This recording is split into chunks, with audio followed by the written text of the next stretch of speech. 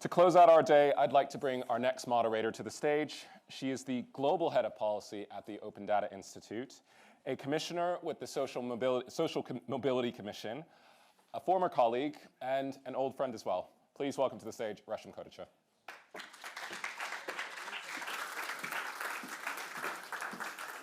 Thank you very much, Justin. Thank you all. I'm really excited to announce the final panel of the day because I've got two brilliant speakers for you. Chloe Smith, Member of Parliament for Norwich North, first elected in 2009 and Secretary of State for most of this year at DCIT. And Sir Nigel Shadbolt, who is the co-founder of the Open Data Institute and Professor of Computer Science and Principal of Jesus College at Oxford. There's so much more I could say about both, but I won't because you can look them up and I'd rather get into the good stuff. So, Chloe, can I start with you? If you could just give us a few minutes of your thoughts on why it's important for us to be having this conversation, why we need it, and what we should be talking about. Thank you, Resh. It's fantastic to be here with you and to be with you, Nigel, on this panel. It's really great to see how successful the Fringe has been, and I hope participants have been having a great couple of days so far. I think it's incredibly important that we have that inclusive conversation around AI, and that is essentially because it comes down to that balance of safety and opportunity. These are social matters, and therefore we are all deeply interested in that as citizens, but also as consumers. And the way that those two accountabilities, if you like, overlap, I think is something of great interest. I'm also really pleased, of course, to see the Safety Summit coming to fruition. I began it on its journey while I was Secretary of State, and really proud actually to have not only done that, but also supported Michelle in that partnership while she took her maternity leave. And because there is the extent of that conversation at the summit, married with I hope, the extent of the conversation here at this Fringe, we've got the chance to have, I think, a really strong conversation. I'm one who believes that there is huge opportunity. I can see it economically. I can see it in a range of other points that could be there in our public services. I think as this is actually the last day of Breast Cancer Awareness Month, I'm going to say a shout out actually to the idea that we can make progress in cancer research and in the use of data in our health service. I think that is absolutely essential. Of course, it's already making enormous headway in the private sector as well as public services. And I'm very excited actually about the growth that we could see in the economy. As a former Work and Pensions Secretary with a great interest in how we help people into work and into jobs, I also think there's huge application actually for AI in the jobs market. But the main point I would just want to say in starting this afternoon's discussion is how everybody has to come together to do this. This is not only a government's interest, although indeed I absolutely agree with Nick, in fact, as he just said, that the solemn duty of a government is to look after the safety of its citizens, and that's absolutely correct in this case. But it's not only countries, it must be companies as well. But then beyond that, it's not only countries and companies, it's also all of us as individual users. So therefore, there's a huge basis for this debate, and I think the Fringe stands a great chance of bringing together the kinds of players and partners, in other words, all of us who have a stake in this subject. I think we need to be able to see this in operation globally. I do think that the global approach that we see from the summit is, of course, correct, and I think that in large part that's because the technology naturally is not confined to national borders, but that raises additional complexity, obviously, in the work. The final thing I would just add comes from my position as a legislator. You know, we will be, of course, in Parliament wanting to look very closely at the entire issue. I think the approach of regulation rather than legislation is correct, and that's for speed purposes. We've got a technology here that is moving extremely fast.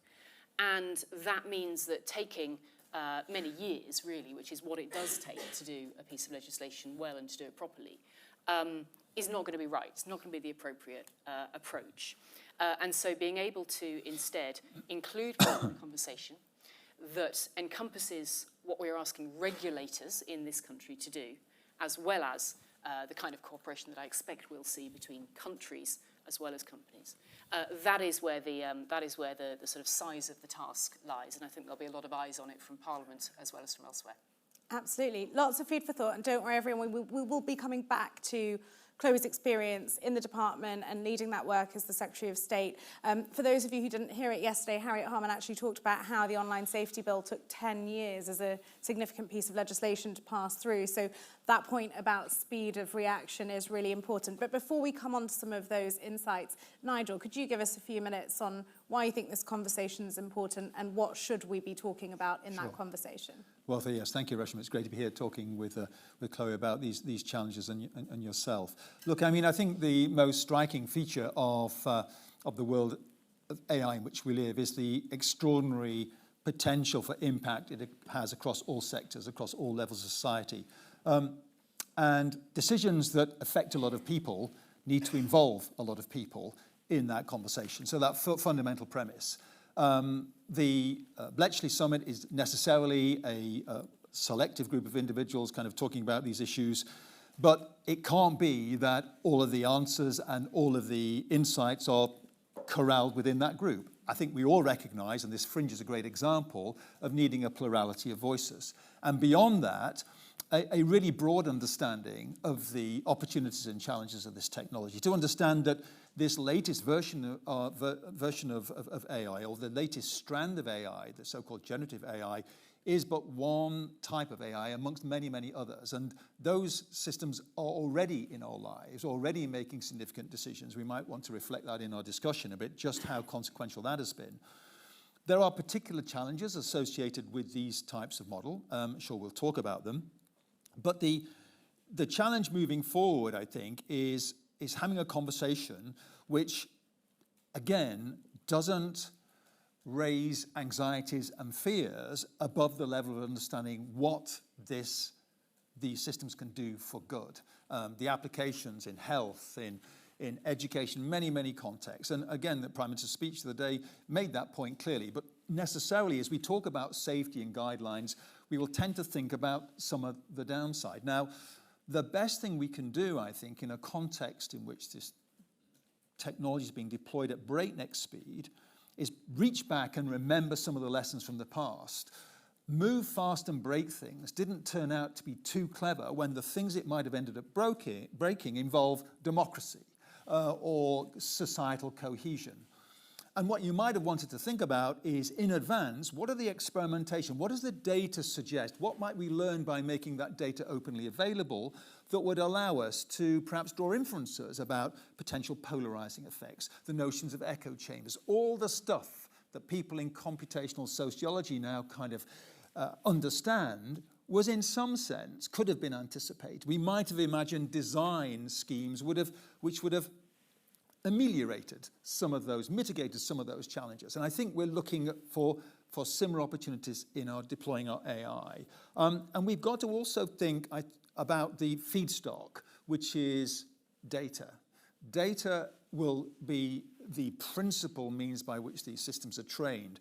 Are we assured of its content and provenance and its quality? There's a lot of concern around essentially a world in which the data of that these systems are trained on is itself generated by these systems, and you get this kind of almost what's called a model collapse, and an internal implosion of quality and trust in data. We saw from the Biden executive order just yesterday a principle being articulated that a number of us have been arguing about for a long time, which is that a thing should say what it is and be what it says. So the issue of provenance, what is the fundamental origin of the information you're being given or the data you're being presented with, and begin to build structures, institutions, regulations, and technology which has those values of trust, provenance, and authenticity at their heart. And we've got to regain the notion that we can withstand what will be a weaponization of this technology to try and overwhelm and flood an information space with all sorts of dubious claims. There's lots to go at. It's a conversation that we're going to have.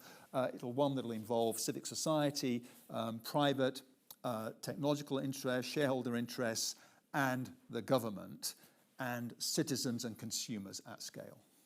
So I'd like to pick up on something you referenced there, because you talked about AI in the here and now.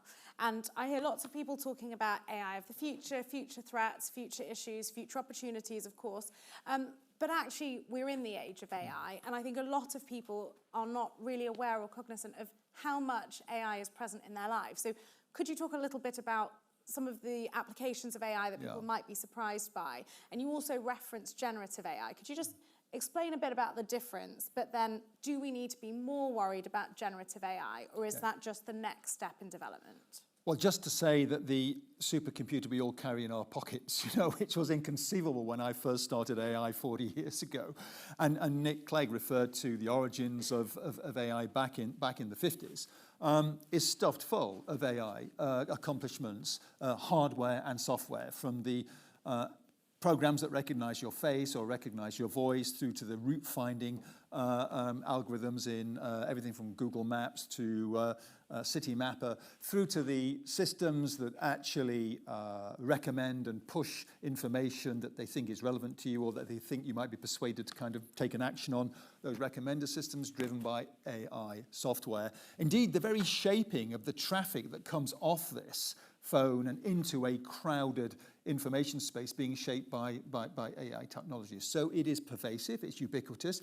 It typically hasn't worried us until it has extended conversations with us. And I think some point in that moment, our attitudes change. I remember Kasparov in 1996, who played a lot of chess computers, saying, Deep Blue, he could smell a new kind of intelligence across the table. It literally unnerved him. There was nothing at home in the circuits. There is nothing at home in the circuits now, despite some people's claims, and it will remain that way. It will remain that way for a good while, for the very foreseeable future. So the things I would just remind people of, that in kind, many of the challenges we're facing are not new. The thing that is different with generative AI, it's its ability to eerily anticipate the next most sensible thing to present in a sequence of text, in a plausible image, in a piece of composed music. And that is because the systems have absorbed essentially huge swathes of human-generated content, and using this very interesting new representation of how language is encoded in these very high abstract mathematical spaces, is able to essentially encode very long distance dependencies that pick up on the coherence of sequences of words or mathematical formula or code, and represent the next most likely thing, not reliably correctly, but with a very high degree of confidence. And that's the world of generative AI we're living in. Thank you. And then, Chloe, you were obviously far too young in the 90s with the supercomputer for chess to sniff something and be in government to deal with it. But we've had these supercomputers in our pockets for well over a decade. Why is it that government is focusing on it in such a way now that it wasn't in the 2000s? I think this is a good illustration of this point about accountability, actually. And as consumers, we want accountability on the things we buy or the services we seek to use, or, as you say, Nigel, whatever the supercomputer tries to feed us from the various things that we subscribe to. But we also need that kind of accountability as citizens, and we crave it, obviously. And in a democracy, that's what we do. And that's a very fine thing and a very important point in this, because those two accountabilities are going to intertwine here. And so, naturally, as we entered into 2023 with a greater focus through the likes of ChatGPT, not only that, but I just use that as shorthand for some of the things that we started seeing more of this year. As you had that, you then naturally had a greater interest in it from a wider number of citizens. You obviously then have a situation that government is, I think, rightly obliged to respond to, because I think citizens need that reassurance. They seek it. Government should try to give it. And in doing so, what does government have to do? It has to be able to analyse risk. And in this, it's a complex example. What we did and what we will continue to do, of course, in the UK government, is to apply a kind of basically sort of matrix-based approach to what could be the consequences of a particular risk, what would need to be done by different departments of government, how do you track those actions, what more or less do you need to do. those are the, broadly the kind of techniques you use inside government. I, in this case, was responsible for cohering quite a large part of that sort of initial government, approach around how we would do that, and that's obviously ongoing. My point is just this: you would rightly expect your government to be doing that, and I think that's really all that has happened in this instance. But the other thing is this: this is not just a single standalone risk that has sort of one strand, if you like. It's something that is potentially so large and so complex that it could go across every sector of our lives. Therefore, in government terms, it certainly can go across every element of public services. And again, you therefore expect your government to react to that in a suitably kind of comprehensive way. So it's happening, it's comprehensive, it's complex, it has some scary points potentially to it, so citizens rightly need to know that the government is looking at all of that. And then just to circle back around to, okay, well, why have we ended up with a Global Safety Summit? That's one aspect of it. That's one particular gap that I think needed to be identified and filled. And indeed, you've heard the Prime Minister most recently articulating why he took that step. I was with him in deciding to do so. That is indeed just one aspect of the whole response. I think citizens are looking for that global interaction as well as the domestic reassurance as well. And you've spoken in depth now about responsibility and accountability of government, and that's great to hear. But there is obviously the opportunity as a government to incentivise the development of AI for public good. So how did you view that in your role, and what work is it that we might not always be seeing as members of the public that the government are doing and can do to incentivise that? This is really, really important because the line of thinking is that there's both benefits and risks to be had here. There's both enormous opportunity as well as risks that need to be addressed and mitigated. So in the kind of opportunity side of this, in particular, I think there could be huge uses in the public services, and I really welcome that. I've given a health example. There's many, many more where you could, I think, rightly look for better and better public services to be available if they make use of technology rightly. Of course, on the private sector side, as Nigel has said, it's already happening. We're already using it. Many of us choose to do that as consumers, and that's absolutely dandy. So what do what does that array of opportunity mean to a government? It means that you've got an opportunity to help give more reassurance to citizens because you could show that the stuff works in public services. It also means a major economic point, which is that we in the UK are very prominent in technology, as you will have heard several times, I'm sure, already at this fringe and elsewhere. We are essentially a top 3 nation in technology. We've got every incentive to keep that the case. That means millions of pounds worth of value to individual people. It means the jobs that the people at the secondary school down the road are going to potentially be able to go to. It is really significant stuff, obviously, when you break down what economic growth actually means to people. So government also wants to make sure that we continue to have all of that opportunity available to us throughout the UK economy, and that people can have those benefits for themselves. And Nigel, picking up on what Chloe said, she referenced cross-borders, and obviously you're the data expert. These models are not created simply within national boundaries. The data comes from all over the world. Can you talk to us a little bit about the challenge of data assurance, data standards, with some explanations of what we mean by that? And what do you view as the solution to making sure that these models are trustworthy, that we are building a culture where people trust in the models that they're using, whether they know they're using them or not? Yeah, sure. I think this is a crucial issue.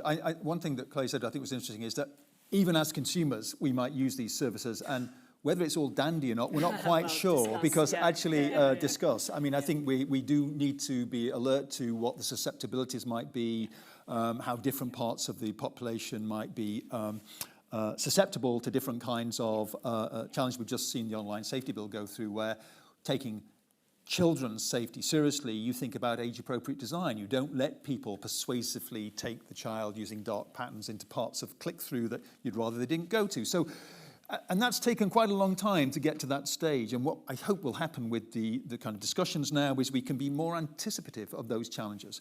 As to the data, well, as an open data advocate, let me say one thing is there is no AI without data, and the data you want to have as a foundation level for many of these models is high quality curated open data that you can get from public resources. It's interesting when you look at various studies, so-called ablation studies, which is when you take one of these big models and you remove parts of the data on what it was trained and see how that affects responses. Relatively small amounts by volume, but very highly important in terms of the quality results. Take Wikipedia out, for example, of any of these models, and things get a little bit worse on many of the benchmarks. Of course, all that social media that was trained on was fine and dandy until you had to spend all your time detoxifying the models from the inherent bias. But of course, it's kind of an interesting representation and mirror back of human interests, great, large, and small, and indifferent, which is why, of course, these models will end up having interesting social engagements. And as Nick Tebb was saying earlier on, these new class of models, these very large models, a belief that might is right, the more data you ingest, the better it gets. You get general purpose capabilities, and then you refine them down to be more particular on particular tasks. And the question is, perhaps it's the smaller scale models that are very tuned to particular tasks that will turn out to be important. And then it'll turn out the quality of that data will turn out to be super important. So whether it's medical data, whether it's data from our National Statistics Office, whether it's data from institutions we trust and care about. Microsoft recently had a wonderful paper called Textbooks Are All You Need, as opposed to the original generative AI paper on attention is all you need. It was recognizing that the kind of content you ingest has a super critical important effect. But frankly, our engineering is well in advance of our science in this area. We've got these huge constructs. We don't fully understand why they behave in quite the way we do. We've got to understand more about what types of data and quality data, the differences it makes to performance, how we can ensure that high quality data is made available, and we don't suddenly find ourselves in a kind of an arms race where people start to enclose more of the data that we've spent a decade or more trying to make open. So one of my appeals is let's pay attention to a data commons that's as broadly reusable as possible, and then recognize where particular either institutional or national data or indeed corporate data, which has high important consequences for those organizations, can be kept private, can be used to enhance and train the models for specific purposes, which isn't necessarily out in the public domain. May I just Absolutely. come in and sort of react in turn? And Nigel, thank you for drawing out the irony in that use of the idea that something is fine and dandy. And you use the phrase yourself, you know, rightly we need to really interrogate this. And given, I mean, we were talking more about public services in the first point I made. The point I think on the, if you like, in the private sector where people, you know, can and will choose what they use. The point that's been made about safety and the comparative to the airline industry is actually really interesting to me. A very good reason why we are all happy enough to choose to fly, there are other arguments about flying, but in this case happy to choose to fly, is that we know it's safe. And to get to that point in AI, or in this equivalent industry, what steps need to be taken? And there's you know, that's the subject of much work, of course. I think it's also really I think it's really important to acknowledge, as you did, the point about the you know, the near-term problems that are being experienced, and you know, to the ones you've already given, I would add the example of some concerns about accessibility. Yep. You know, are we looking at a technology that is going to be inclusive in that sense of disabilities? All of that is absolutely vital, and I'm looking, I think, particularly to the approach that's been set out around UK regulators to address those kind of near-term issues, so that there is such a thing as dandy choice in the private sector. No, I think it's a great point, and I would agree. Actually, the regulatory landscape that we have could be a real key differentiator, and often it's kind of you know, people don't really want it. They always think it's about the dead hand of. But if you look at the way in which both in this country and in the US, prior to this version of AI, remember big data? Big data was going to be the thing that would come actually the FTC, places like the CMA, worried a lot about whether or not these new uses of data analytics would be unfair, discriminatory, were they using appropriate data? So we do have the beginnings of good understandings about what might work, and so building on that to the particular challenges of these new classes of models. They come with their own challenges. Possibly the one I would call out is what we could talk of as opacity, that they are super big black boxes. And even in the days of good old-fashioned deep neural networks, before we got to these neural networks, there was a lot of work to try and render them explicable. And because they were often built to solve particular pattern detection problems, there was quite a lot of work that allowed you to get inside the black box. In fact, they do refer to it as AI neuroscience. You treat the model almost as if it's a kind of a complex object to be understood as the brain. And rendering explicit and transparent why the system has come to certain conclusions turns out to be important. In these very large models, I think we're going to have to come up with new ways of understanding what an adequate explanation might be. And so you might prompt the systems to give me an explanation of your decision that relates me to other people like me, or shows how I figure in terms of a population distribution. You know, am I low or high risk? We expect and demand different kinds of explanations when we talk to human experts, and we'll need to kind of begin to inject that and give that capability into our systems. It won't render these things transparent in every respect, but there again, we're seeing work that takes other classes of AI technique and tries to overlay it onto these new methods to render them more transparent. So you just mentioned in your previous remarks about detoxifying data and the challenge with scraping from social media. We have elections in the UK, in the US, in many other countries around the world next year, and this could be a really pivotal moment in time where we are not quite ready, in my opinion, and maybe you both disagree, but to handle the challenges of what these models will be able to put out there, and that it'll be out there before we can stop it. How do you see that as someone in government who has stood for elected office on multiple occasions, and how do you view that in terms of the data? I'm afraid my credentials here are even worse. I was the Minister for Elections Regulation for 10 years, so I'm afraid I know my stuff on this one. But actually, therefore, what I would say about this is that this is a good example, actually, a good worked example in the UK of what we are going to have to be asking regulators to do.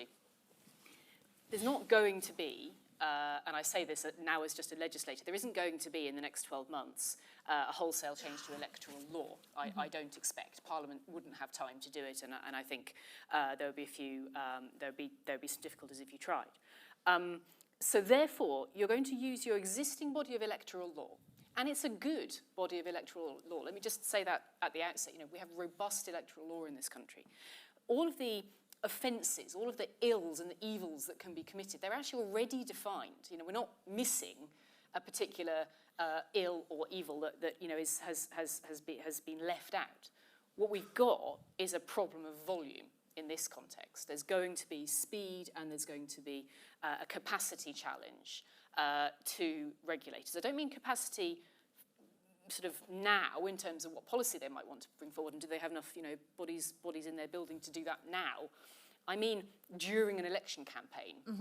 What's going to happen actually to the number of potential complaints or potential tickets that get raised, basically.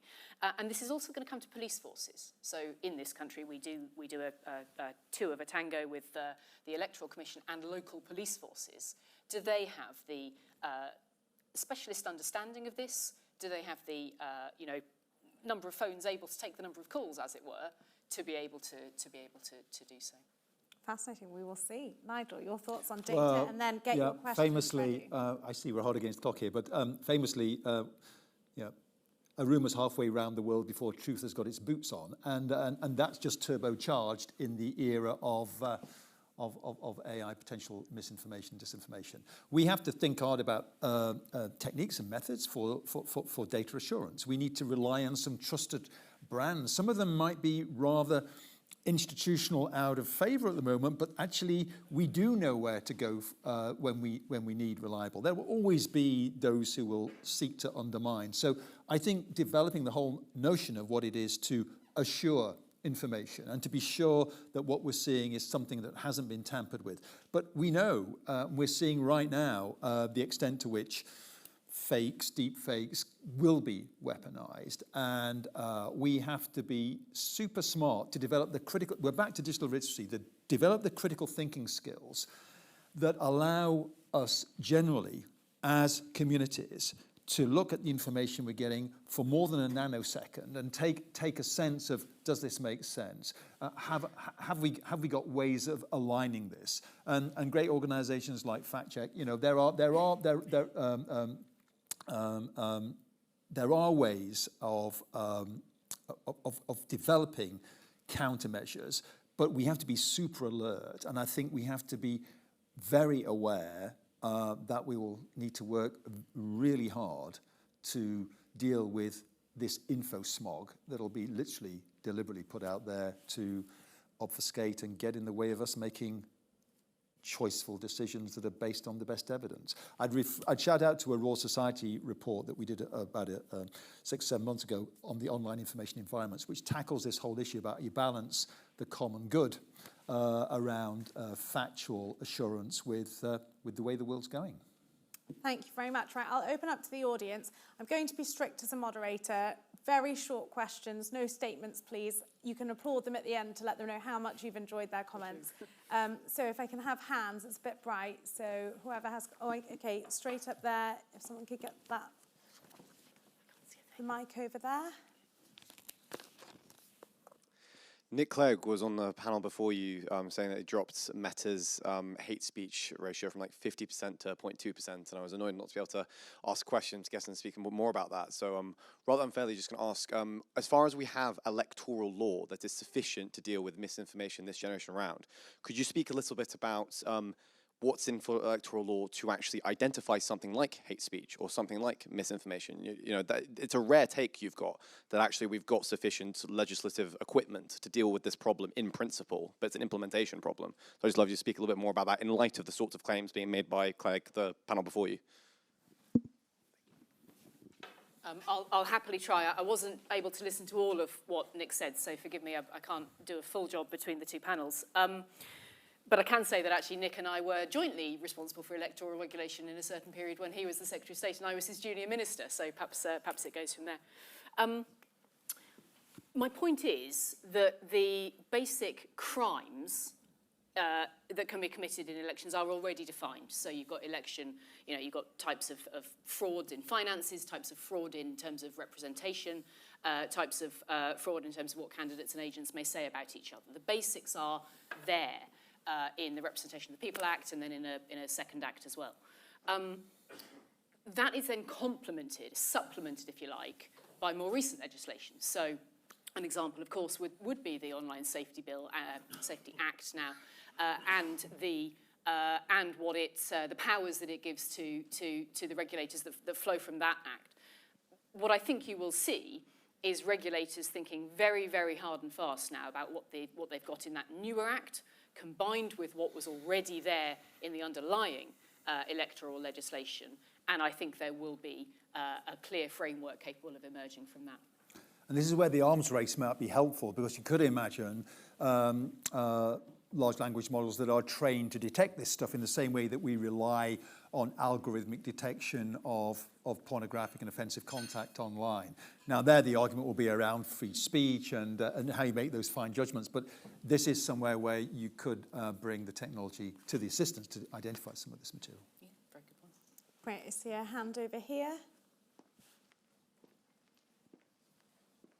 And if you want to ask your question next, just put your hand up now so I can see it and we can get it going. Hiya. How confident are you going into the election year next year that we will not see the emergence of another Cambridge Analytica to impact the election, especially with some people like Elon Musk now having access to a lot of public data, and he could, in theory, utilise it?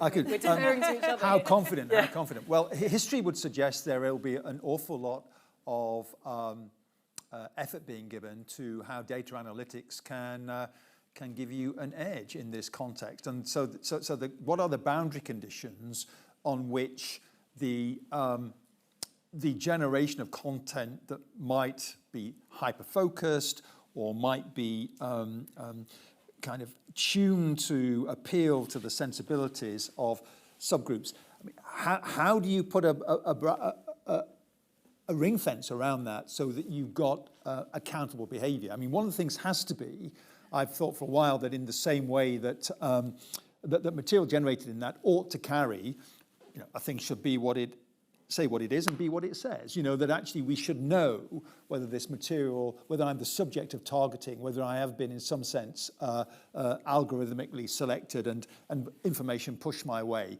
That the responsibility on content generation and segmentation, a lot more could be done, I think, to kind of put the onus on accountable behavior. I wouldn't say it's going to be in place for next year, but that ought to be what we're aspiring to do. Just 2 points to add from me. One is that it is good that elections and their challenges are on the agenda of the global summit. This is right because, as you say, Resh, we're not the only country looking at that in the next calendar year. It's absolutely correct that we should share ideas and intelligence. And secondly, there's a point here, of course, about the general public, actually about all of our responsibilities as citizens. And there is going to have to be, I think, a way to support citizens to make, if you like, maybe you could help me with the terminology here, Nigel, but something like to help people to choose their approach to making an educated choice. It's up to anybody how they choose to vote in an election, and they may choose to vote with more or less information. That's their choice as well. But to be able, there will be things that can be done in public discourse between now and then that support people in the approach that they wish to use in the context of new technology. So as moderator, I'm going to just ask two very quick questions, one to each of you. Chloe, could you just give us a minute on the challenge in terms of the global conversations? And obviously we've seen the EU's AI approach to regulation. The US has a different approach, Singapore. Everyone's approaching it differently, but these models, these applications, the consumers do not respect those international boundaries. Of course, data comes from everywhere. People are using these applications from everywhere. So how did you see that in your time in the department? And what's the approach to tackling that? Yeah, well, I mean, obviously you see this on display at the summit this week, and I firmly hope it will be a success.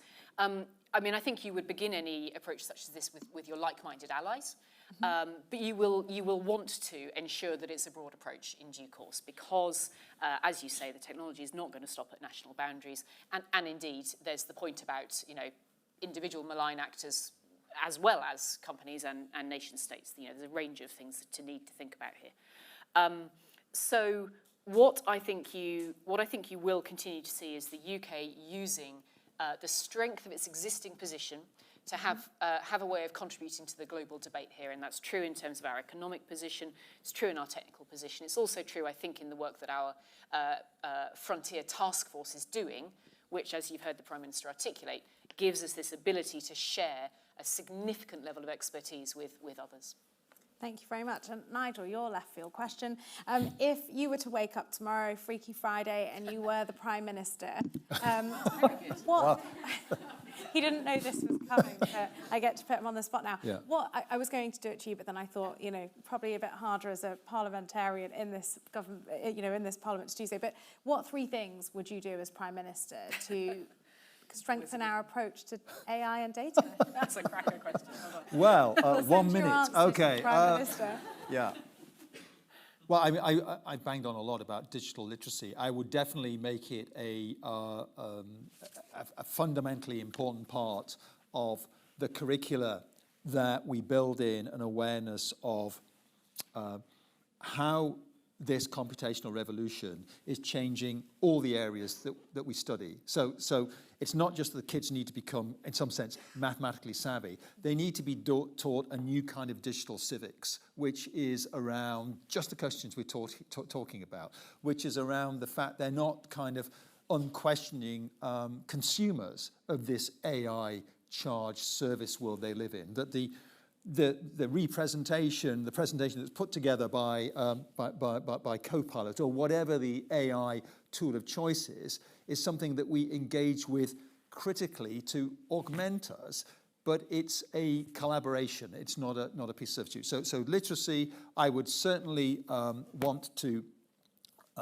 work hard at detecting those parts of society that may be underserved by this technology. So whether it's the elderly or the very young, various people who very often are vulnerable for a whole variety of reasons to the attention and intention economy that's been developed off the back of a lot of the commercial offerings.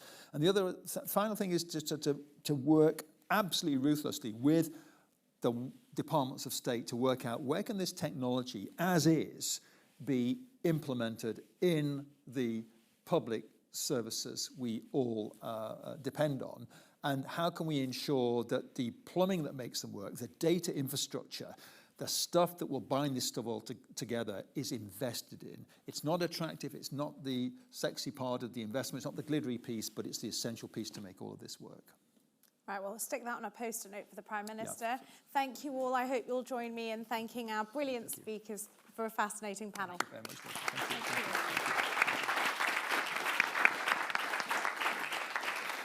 Thank you, Sir Nigel, Chloe and Resh. Well, with the end of that discussion comes the end of our day. We're on the eve of the AI Safety Summit at Bletchley Park, and day 2 of the AI Fringe has been incredibly interesting. Thank you to our fantastic panelists and all of our speakers indeed today. Tomorrow at the Fringe, we are going to begin to explore the specific use cases of AI, and as well as the role that the public and institutions can play in AI governance. Before we close out, just a couple of housekeeping notes. Number 1, if you have your badge, as you leave the venue, please put it in the badge recycling bin.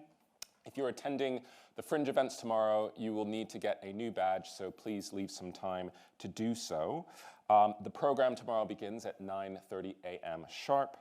Remember, there are many Fringe events that are happening here in London, across the UK, and indeed online. You can find all of them on our website on the events page, so please check them out.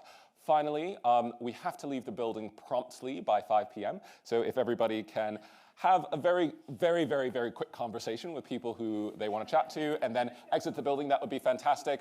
Thank you so much, and have a really great evening. Look forward to seeing you tomorrow.